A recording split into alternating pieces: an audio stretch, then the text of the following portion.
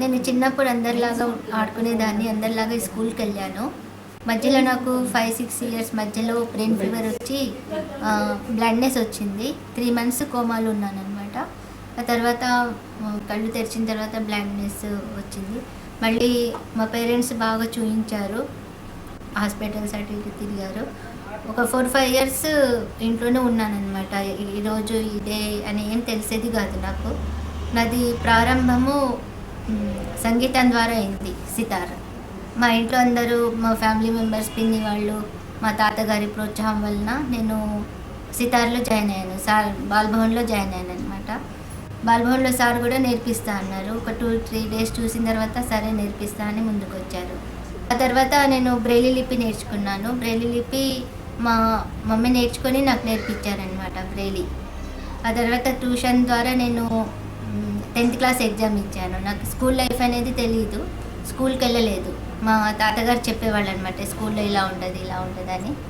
ఆ తర్వాత college, inter college join అయ్యాను, గర్ల్స్ గవర్నమెంట్ కాలేజ్లో. ఇటు సితార్ నేర్చుకుంటూనే ఇటు 10th ఎగ్జాము, ఇంటర్ జాయిన్ అయ్యాను అనమాట. ఆ తర్వాత సికింద్రాబాద్ భక్త రామదాస మ్యూజిక్ కాలేజ్లో జాయిన్ అయ్యాను.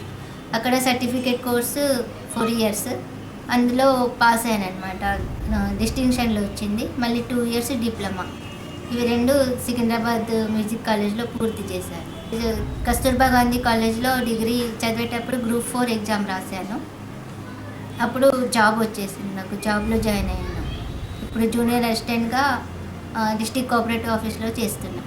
మళ్ళీ మధ్యలో బాంబేలో టెలిఫోన్ ఆపరేటర్ ట్రైనింగ్ చేశాను 4 మంత్స్. ఆ తర్వాత కంప్యూటర్ నేర్చుకున్నాను సిఫెయిల్లో.